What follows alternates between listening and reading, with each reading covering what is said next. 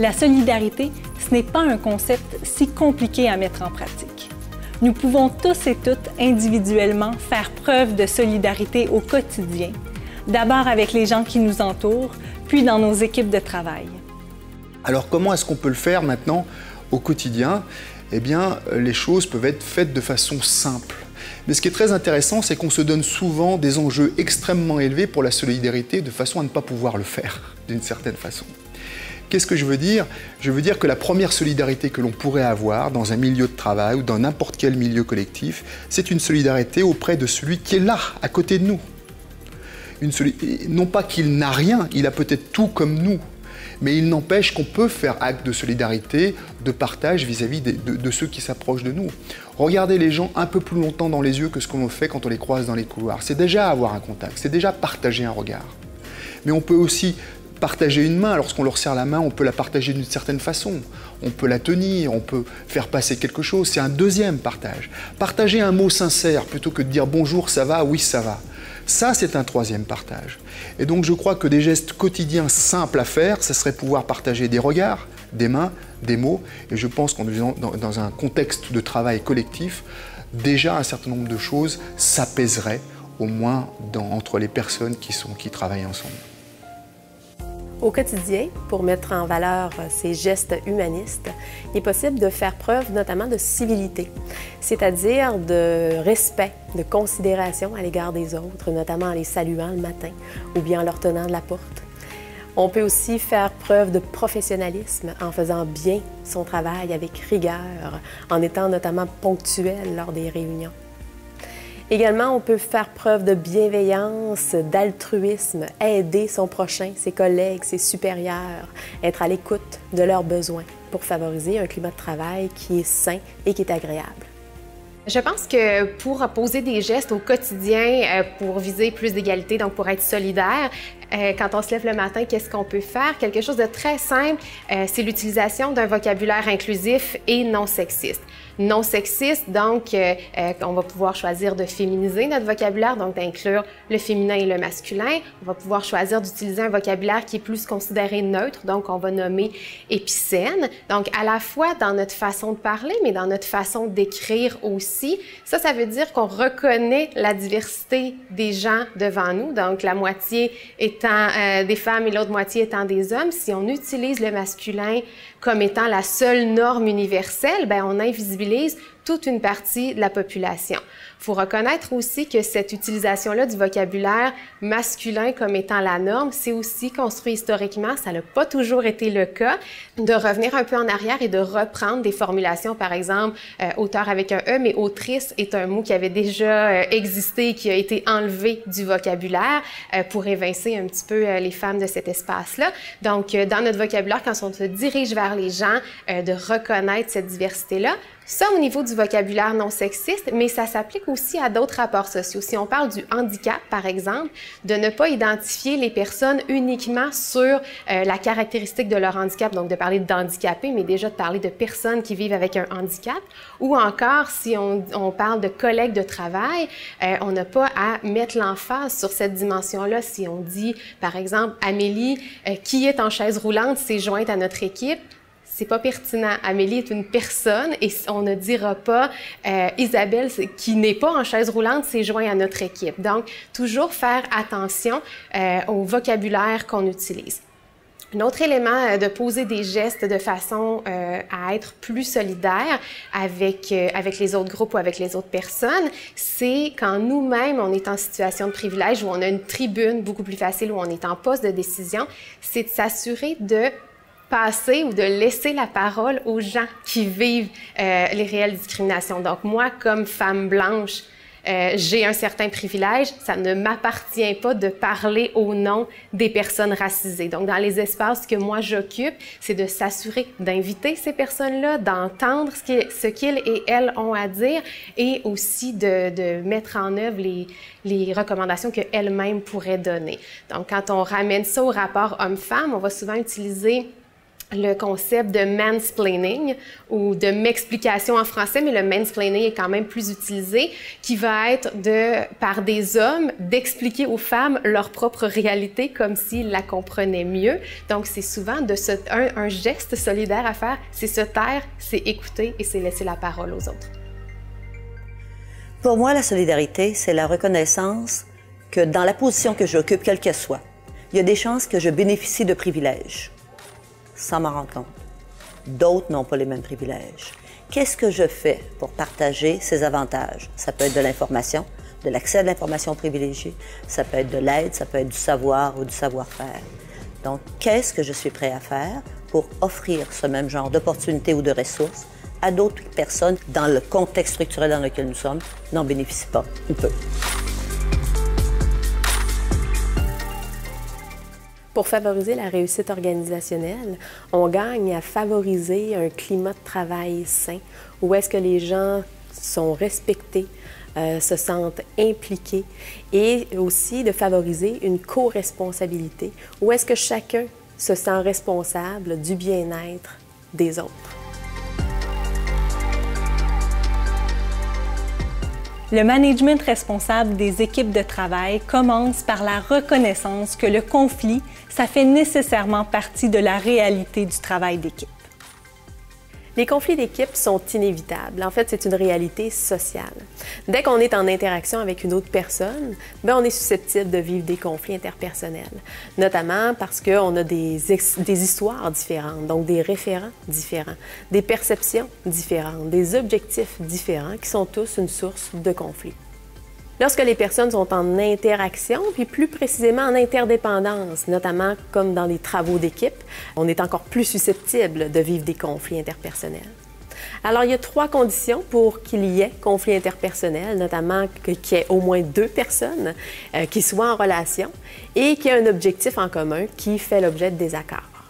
Les conflits peuvent être d'ordre cognitif, c'est-à-dire qu'on peut ne pas s'entendre sur la tâche à réaliser ou bien la façon de réaliser cette tâche-là, donc le processus. On peut aussi être en conflit relationnel, c'est-à-dire où les enjeux de pouvoir et d'émotion prennent davantage de place. De manière à bien gérer les conflits d'équipe, il faut tout d'abord s'assurer de l'endroit où est-ce qu'on souhaite gérer le conflit. Donc, de s'assurer d'avoir un endroit approprié, c'est-à-dire avec les gens concernés seulement, et également dans un endroit qui favorise le climat d'égalité, de confiance puis de soutien. Ensuite de ça, il faut s'assurer du bon moment pour gérer le conflit. Parce que si on est submergé par nos émotions, ça va être beaucoup plus difficile de gérer efficacement le conflit parce que les émotions font en sorte que ça augmente les risques d'escalade conflictuelle et donc de complications. Il faut aussi prendre le temps de bien analyser la situation conflictuelle, donc les enjeux, afin d'identifier la bonne stratégie à utiliser en gestion des conflits. Pour bien travailler en équipe, il y a une règle fondamentale qui est de veiller sur certains besoins des participants. Donc, le besoin de compétences. Est-ce que dans l'équipe dans laquelle je suis, je sens que mes compétences sont mises à profit parce que je développe mes compétences?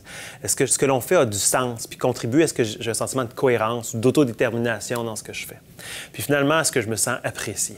Alors, c'est vraiment les 3 grands besoins humains qui sont comblés par une équipe pour que chacun puisse apporter le meilleur de lui-même. Pour faciliter le travail d'équipe, il est important d'instaurer des bases solides dès le départ, notamment au niveau interpersonnel, mais également au niveau du travail à réaliser. Donc, au niveau interpersonnel, c'est important d'apprendre à mieux se connaître dès le départ, notamment en partageant nos valeurs, nos attentes, nos expériences passées d'équipe qui ont bien fonctionné ou qui ont moins bien fonctionné pour apprendre de celles-ci.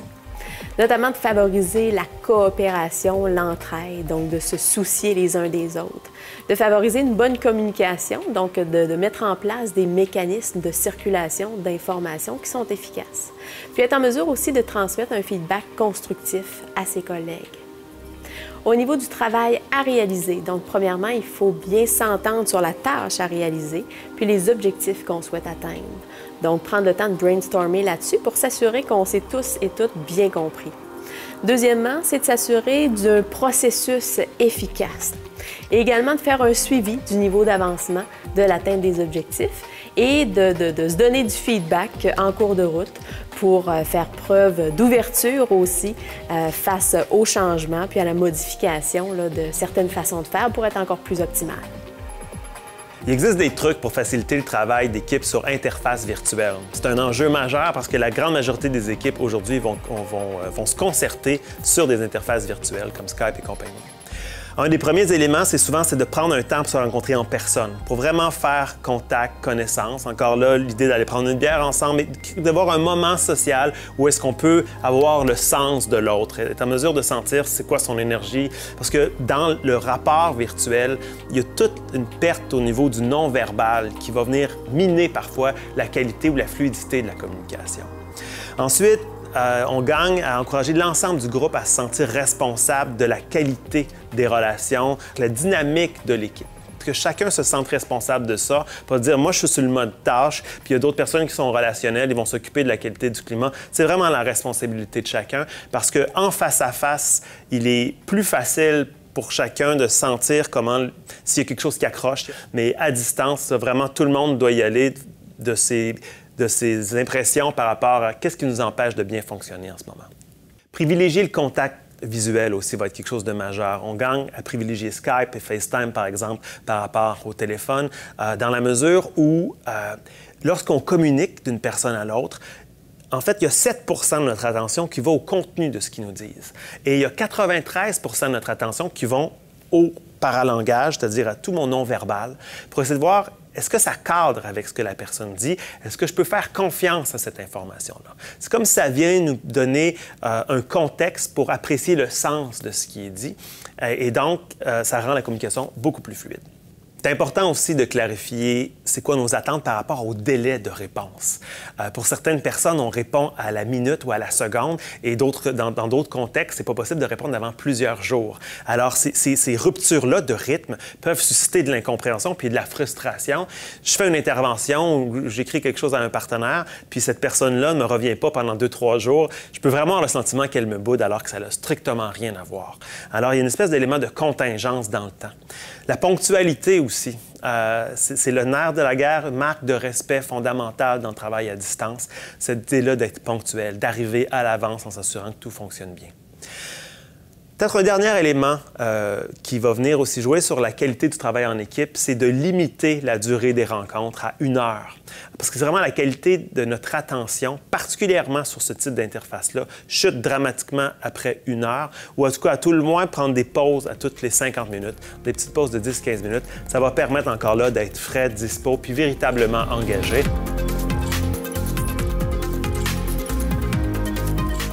Un management responsable et solidaire doit faire preuve d'une ouverture à l'autre, notamment aux différences culturelles que l'on retrouve un peu partout sur la planète. Il est donc nécessaire de développer un état d'esprit ouvert à l'international, ce que la professeure Margaret Shoemaker appelle un global mindset. A global mindset is the ability to take yourself out of your own way of thinking, usually developed because of your cultural filter that you have from your own experiences, and to look at, recognize, and consider the differences in other cultures in a way that is non-judgmental. In fact, it can be value-seeking, where you're looking for things that are better than or different from in a positive way, and then to make decisions based on that knowledge without bias toward any culture, your own or others. To develop a global mindset, it depends upon what part of it you're looking at. There are 3 constituent parts to a global mindset. There's the part that's about global knowledge, your knowledge of how business practices differ from country to country.